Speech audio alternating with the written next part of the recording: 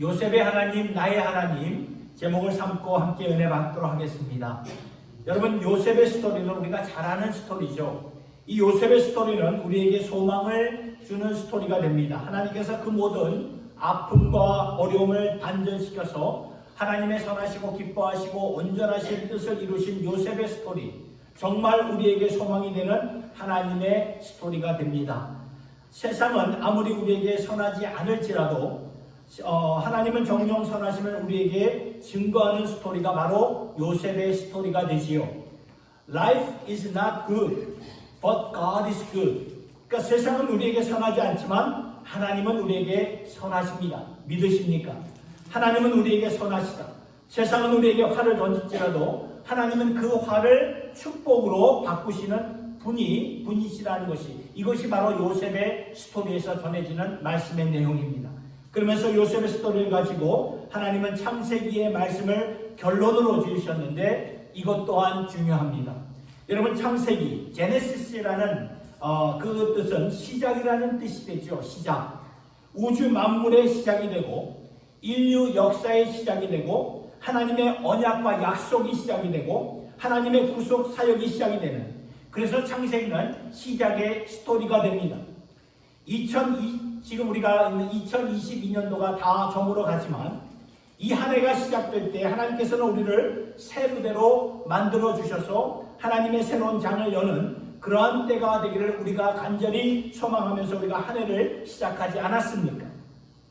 새로운 성전을 우리에게 허락해 주셨고, 또 저에게는 두 번째 이기 사역이 시작이 되었는데, 이 시작을 하나님께서 어떠한 기반과 어떠한 그릇들을 통해서 시작하셨는가, 이것이 굉장히 중요하고, 또한 그 교훈을 창세기 말씀에서 우리가 배울 수가 있는 것입니다.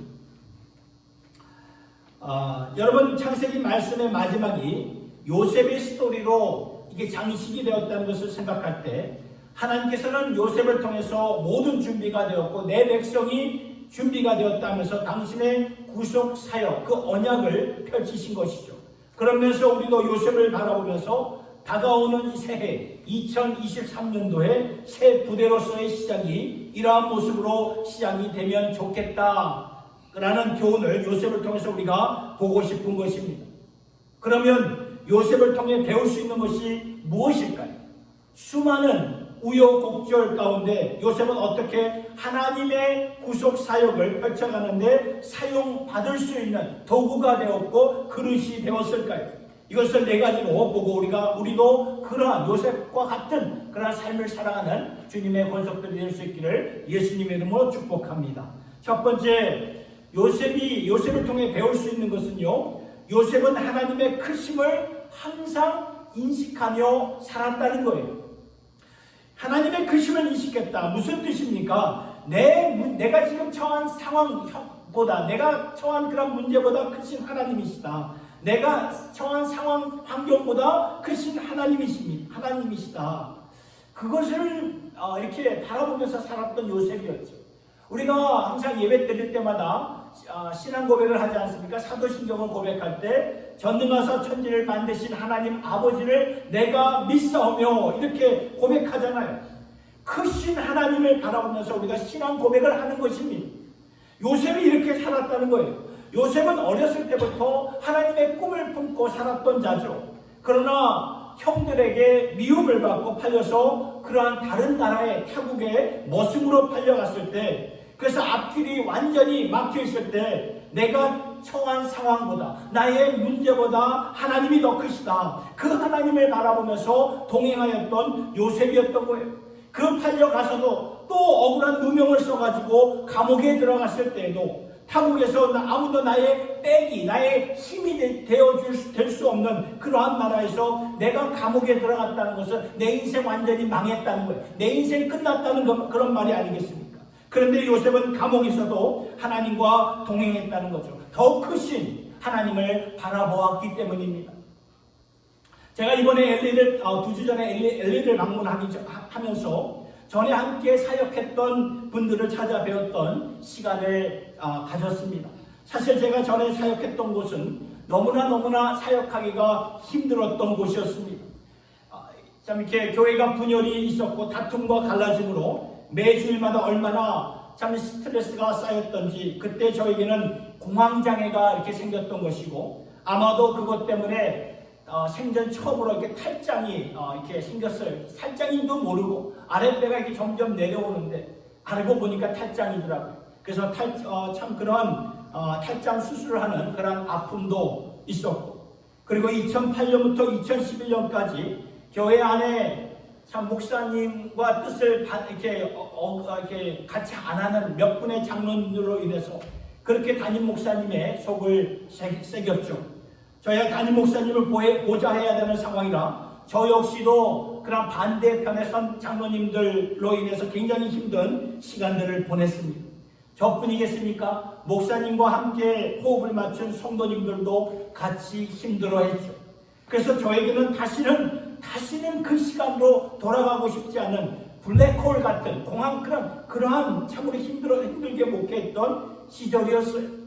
그런데 이번에 LA를 방문해서 그때 힘들게 같이 섬겼던 집사님들 또 권사님들 사모님을 뵈면서 그분들이 하시는 말이 목사님 그때 참 힘들었어요. 힘들었지만 그래도 목사님과 함께 했던 시간이 참 귀했습니다. 그러는 거예요. 그러면서 한 권사님은 우리 교회를 좀 후원하시는 우리 심은자 권사님이신데 심은자 권사님이 사진첩을 이렇게 꺼내셔가지고 당신께서 오래전에 이렇게 특송으로 매주일마다 이렇게 하나님께 영광을 돌리셨는데 제가 그를 사진을 찍어서 이렇게 드렸던 적이 있어요. 근데 그것을 간직하셔서 저에게 보여주시면서 목사님 이렇게 목사님이 사진을 찍어주셔서 얼마나 좋고 감사한지 이 사진이 없었으면 어떡할 뻔했습니까? 사진 찍어주셔서 너무나 감사하다고 그런 말씀도 해주셨고 또 함께 사역했던 사모님은 또 우리 교회 후원에는 이 정은총 형제님의 그 어머니가 되시는 사모님이신데 사모님이 그런 말을 하나님의 은혜로 내가 지금까지 우리의 가정이 이렇게 참 여기까지 왔는데 돌아볼 때 참 지금까지 하나님의 은혜를 우리 가정에 베푸신 그런 도움의 손길을 주신 분이 제일 많이 도움의 손길을 주신 분이 누구인가 생각해 보니까 목사님과 사모님이었습니다. 그러는 거예요. 그래서 이렇게 저희가 새생명 비전교회에 후원을 하게 되었습니다. 라고 말씀을 하시는 것을 보게 되고 또한 우리 교회로 후원하시는 배영상 목사님의 경우에는 또 저에게 참 여기서 맛볼 수 없는 맛있는 갈비탕을 이렇게 사주시더라고요. 그래서 얼마나 맛있게 먹었는지 모릅니다. 참 맛있게 먹고 좋은 교제 시간 나누고 헤어질 때 배 목사님에게는 아이 둘이 있습니다. 저희들에게도 아이 둘이 있듯이 아이 둘이 있는데 아이들에게 용돈을 주라고 제가 목사님 호주머니에 이제 헤어질 때 넣어드리는데 뭐 안 받으신 거예요. 그래도 제가 이제 넣어드렸는데 그럴 때 이제 목사님이 저에게 목사님 그 가방을 열어보시면은 봉투가 있습니다. 그런데 그 봉투는 제가 너무 놀랬죠. 봉투를 넣으셨더니 언제 넣으셨는지 저는 몰랐는데 넣으셨다 그러니까 저는 안 받으려고 아니요. 그 저희가 한 게 아니라 목사님이 여기 오신다 그러니까 목사님을 모르는 다른 분이 목사님을 위해서 이렇게 준비한 것이니까 받으셔야 됩니다. 이런 말을 들으니까 순간 제가 감정이 울컥하는 거예요. 참 눈물이 나올 뻔했어요. 그러면서 제 마음속에 하나님을 이렇게 찾게 돼요. 하나님 어떻게 그러실 수가 있나?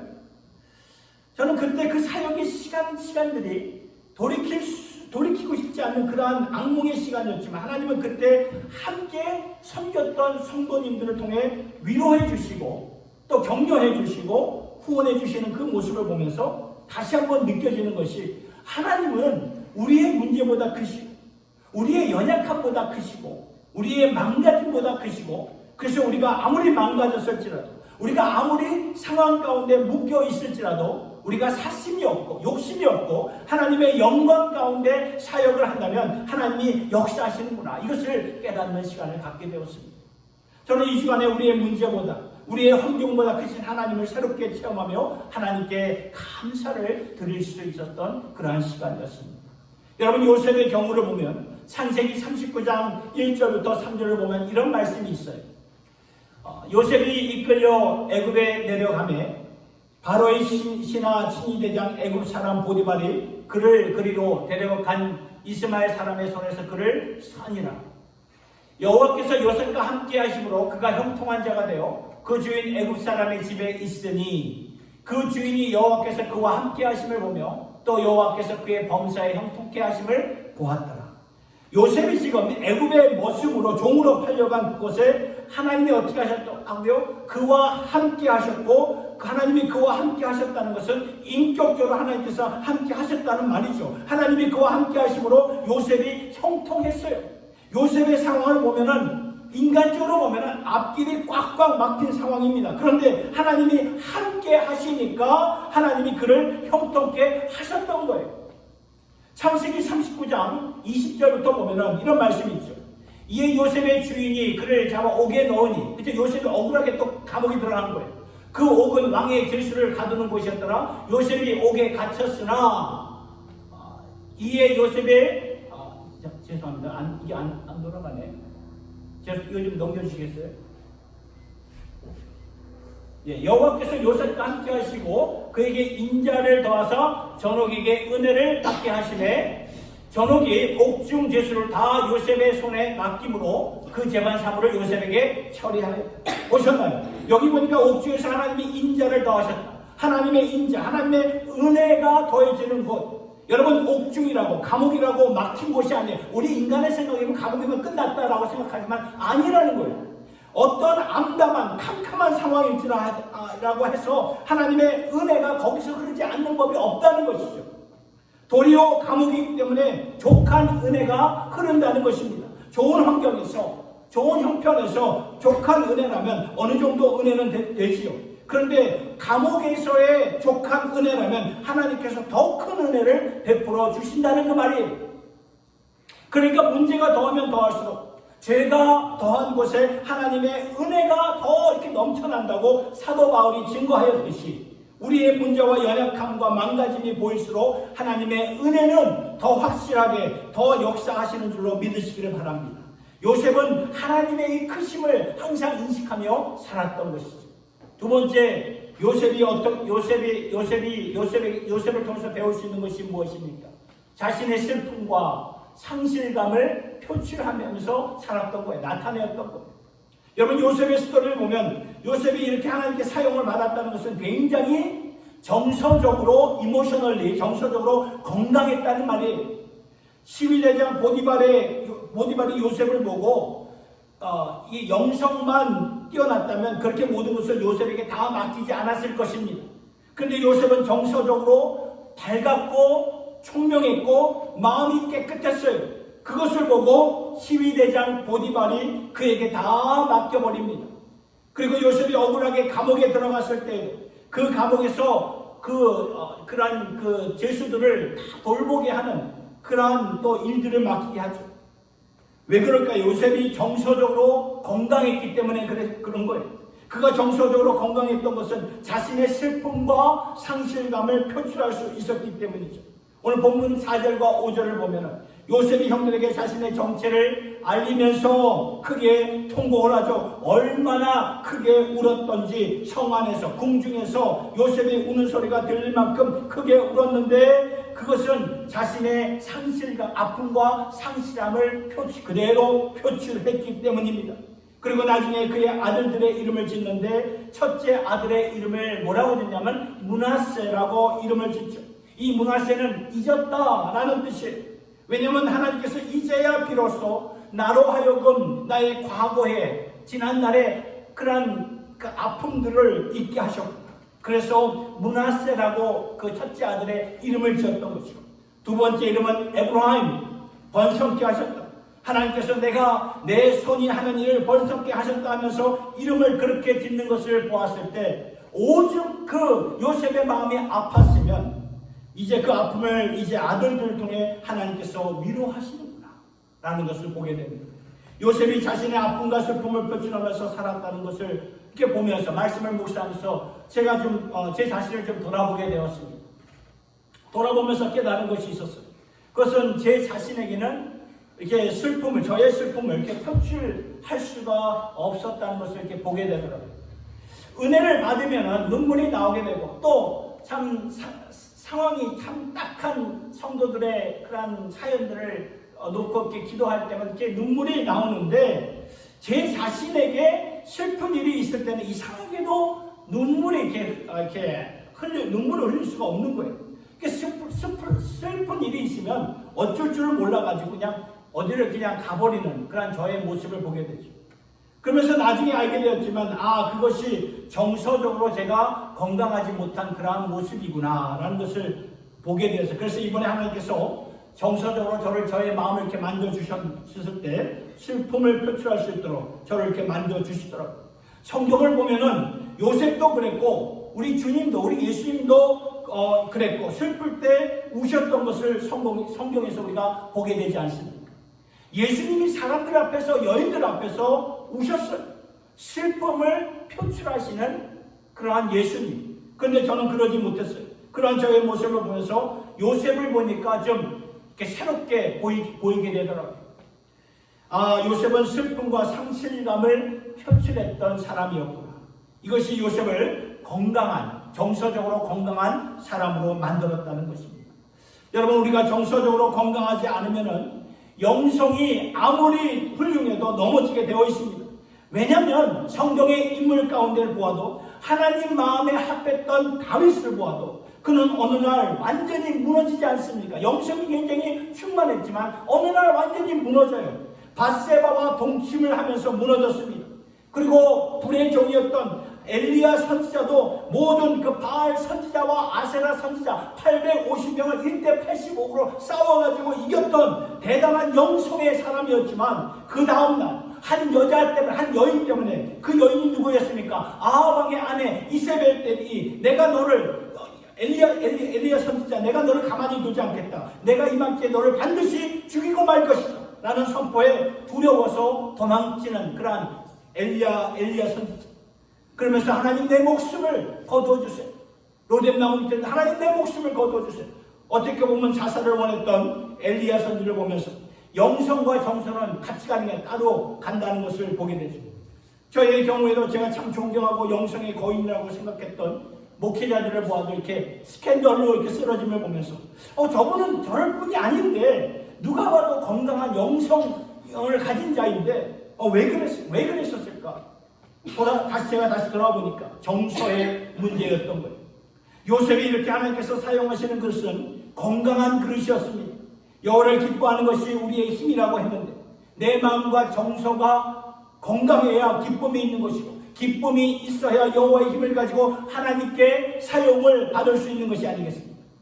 건강해야 우리가 하나님께 사용받을 수가 있는데, 그러하려면 요셉의 삶을 보니까 자신의 슬픔과 상실감을 표출해야 한다는 것입니다. 그래서 저는 여러분들에게 드리고 싶은 말씀이, 우리의 감정, 특별히 슬픔과 상실감을 표출할 수 있는 주님의 권속들이 될 수 있기를 예수님의 이름으로 축복합니다. 남자는 울지 않는다. 대한민국의 사나이는 울지 않는다. 그래서 다 망가지는 것 같아요. 보니까. 여러분, 진짜 아프고 슬플 때 울 수 있는 그러한 슬픔을 주님 앞에 표출하면서 이 요셉처럼 건강한 그릇이 되어서 우리 모두 다 영성뿐만 아니라 정서적으로 건강한 그릇이 되셔가지고 하나님께 사용받는 축복의 도구가 되실 수 있기를 예수님의 이름으로 축원합니다. 세 번째, 요셉의 삶을 통해서 요셉에게 배울 수 있는 것은, 그는 약속을 붙잡고 자신의 인생을 이렇게 썼던 거죠. 오늘 본문 5절을 보면 요셉이 이런 말을 합니다. 당신들이 나를 이곳에 팔았다고 해서 근심하지 마소서, 한탄하지 마소서. 하나님이 생명을 구원하시려고 나를 당신들 앞서 보내셨나이다. 당신들이 나를 이곳으로 보낼 것이 아니라 하나님이 생명을 구하시기 위해서, 당신의 선한 일을 하시기 위해서 내 인생을 당신의 뜻대로 다시 쓰신 것입니다. 나중에 창세기 50장에 가서도 요셉의 형들 앞에서 다시 이런 말을 하죠. 창세기 50장 20절의 말씀을 보니까 당신들은 형들은 나를 해하려고 하였으나 하나님은 그것을 선으로 바꾸사 오늘과 같이 만민의 생명을 구원하게 하려 하셨습니다. 요셉이 분명히 주저앉을 수 있고 자포자기할 수 있고 인생을 포기할 수 있었어요. 그러나 요셉은 하나님의 약속을 붙잡고 자신의 인생을 다시 썼어요. 왜요? 하나님의 약속, 하나님의 언약이 있었기 때문에. 내 팔자구나, 내 운명이구나 라고 이 팔자를 탓하지 않고 하나님의 약속을 붙잡고 다시 썼다는 거예요. 하나님은 생명을 구하시려는 하나님, 그래서 당신의 백성들을 통해 생명을 구하시려고 역사하시는 하나님이신 줄 여러분 믿으시길 바랍니다. 현재 우리나라에 조선족이 90만 명이 와서 산다고 합니다. 저도 많이 놀랐는데, 와, 그렇게 많이 와서 사나? 비공식적으로는 100만 명이 넘는다고 합니다. 트라시티가 약 지금 한 30만 명 정도 됩니다. 이거에 한 3배 정도 이 조선족이 산다니 얼마나 많습니까? 그런데 여러분, 그들에게는 상처가 참 많아요. 같은 민족이라고 와서 보니까 굉장히 홀대접을 받고, 그리고 한동안에는 두 나라, 한국과 중국의 사이가 이렇게 나빠지면서 중국은 한국을 욕하고 한국은 중국을 욕하고 그런 상황 가운데 그들이 살고 있으니까 굉장히 예민해질 수밖에 없죠. 그리고 한동안 조선족을 나쁘게 보고 참 깡패로 보는 그런 영화도 이렇게 나오지 않았습니까? 그러니까 이 조선족 형제들이 한국에서 살고 있는데 이 상처가 너무나 많은 거예요. 그런 가운데 이분들이 교회에 와서 요셉의 스토리를 듣고서는 요셉이 그렇게 주저앉을 수밖에 없고 다른 나라에서 감옥까지 들어갔으니 완전히 이것은 버림받은 인생이 되었지만 하나님은 생명을 구하시려고 나를 이렇게 인도하시는 것이구나. 도리어 그 자리에서 생명을 구할 수 있는 그릇으로 자신을 하나님께 드려서 자신의 삶을 다시 써내려가는 요셉을 듣고는 우리도 이렇게 배우죠. 그리고 나중에 남북 통일이 되면 중국과 함께 선교할 수 있는 자들이 되어야 된다는 소명을 주니까 이 조선족 형제들이 그들의 눈이 살아나 소망을 붙들고 기도하는 그러한 백성들이 되더라고요.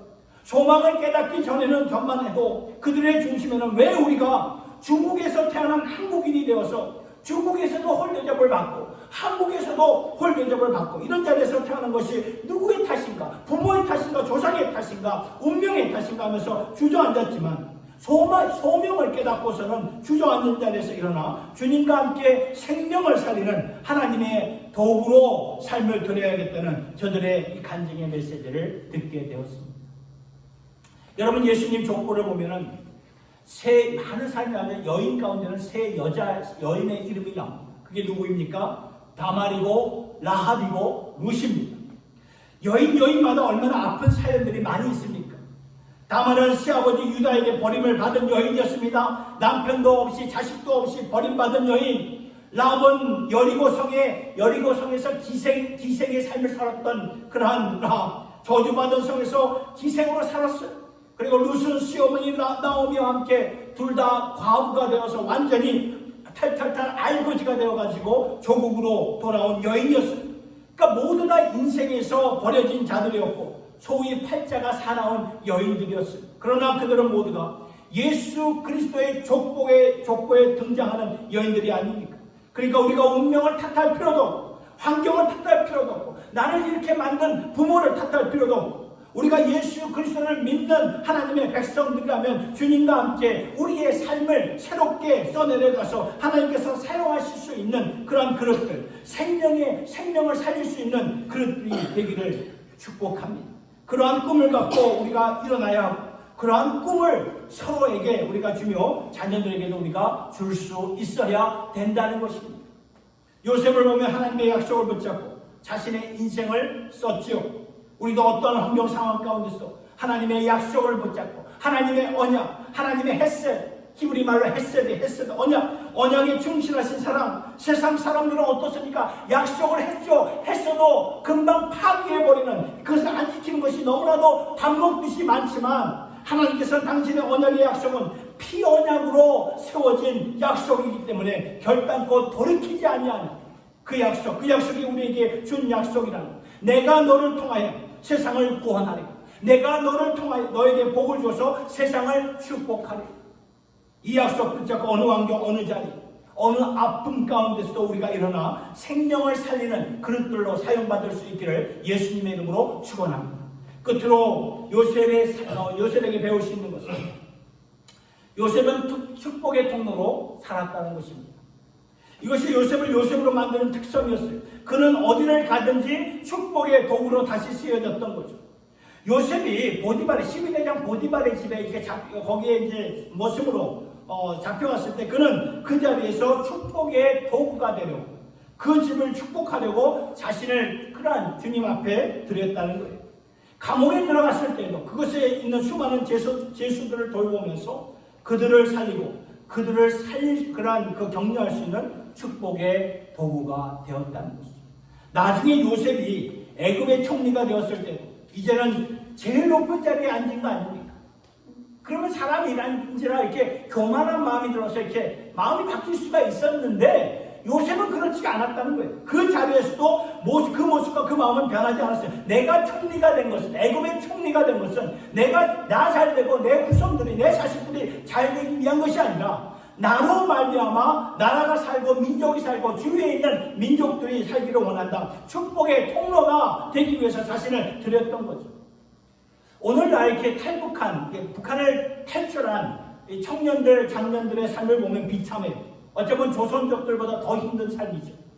그런데 정말 그 자리에서 누구도 무너지지 않을 수 없는데 그러한 자리에서 일어나 이렇게 그 탈북한 분들 자립하여서 성장하고 아름답게 밝게 사용받고 있는 모습을 볼 때 제 마음속에 딱 한 가지, 그들이 축복의 통로가 되려고 자신을 드렸기 때문에 이 자리에서 내 경험, 내 아픔을 가지고 이제 더 많은 사람들을 위로해 줄 수 있겠구나. 축복의 통로가 되기를 사모하면서 일어날 때 하나님의 은혜가요 그들을 통해서 흐르게 된다는 것을 보게 되었던 거죠. 그러면서 저는 하나님의 파도를 생각해 보았습니다. 여러분 파도를 한번 생각해 보세요. 파도가 한 곳에 머무르나요? 아니죠.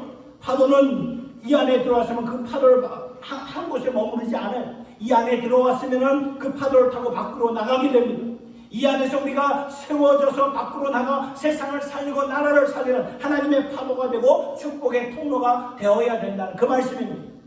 하나님이 우리를 살려주셨을 때 그냥 살려준 게 아니에요. 남을 살리라고 라는 하나님의 특별한 계획을 바라보면서 우리가 하나님의 파도가 되셔야 돼요. 축복의 통로가 되어야 된다는 거죠. 이러한 비전을 가지면서 우리 모두가 정말 하나님의 파도를 타서 이곳에서부터 밖으로 흐를 수 있기를 예수님의 이름으로 축복합니다. 이스라엘 백성들이요 하나님의 가슴을 잃고 살았을 때가 있어요. 그때 하나님은 미가 선지자를 보내셔가지고 그들을 책망하시고 그럴 때 이 이스라엘 백성들이 이러한 반응을 합니다. 하나님, 우리가 더 많은 제사물을 가지고 와서 하나님 앞에 예배를 드리겠습니다. 천천의 그 수양과 만만의 기름을 흐르게 하겠습니다. 그러니까 이 대답이 뭐냐면 그들이 대답했던 것은 더 많은 종교, 더 많은 제사였어요. 그런데 하나님께서 그들에게 주신 대답은 내게 더 많은 종교나 제사가 필요한 것이 아니라 내가 너희에게 바라는 것은 이것이다 하면서 주시는 말씀이 미가서 6장 8절의 말씀인데 이 말씀이에요. 우리 같이 한번 읽어보겠습니다. 시작. 사람아, 주께서 선한 것이 무엇임을 내게 보이셨나니 여호와께서 내게 구하시는 것이 오직 공의를 행하며 인자를 사랑하며 겸손히 내 하나님과 함께 행하는 것이 아니냐. 여러분, 이 말씀에 하나님이 얼마나 가슴이 답답해 하셨으면 사람아, 첫 문장이 사람아예요. 사람아, 이 사람아 좀 들어라. 주께서 선한 것이 무엇인가를 너희에게 처음부터 말하지 않았냐. 하나님께서 내게 구하시는 것은 더 많은 종교나 더 많은 제사물이 아니라 하나님께서 내게 친히 구하시는 것은 정의를 구하고 밖으로 나가 공의를 행하고 옳은 일을 행하고 인자를 사랑하는 예수님의 그 인자한 마음을 너도 사모하면서 남들에게 인자함을 베푸는 자가 되어라. 그리고 겸손한 사람이 되어서 하나님이 너를 통해서 역사하실 수 있도록 행하라. 그 말입니다. 사랑하는 성도 여러분, 하나님이 오늘 우리에게 진정 구하시는 것이 무엇일까요?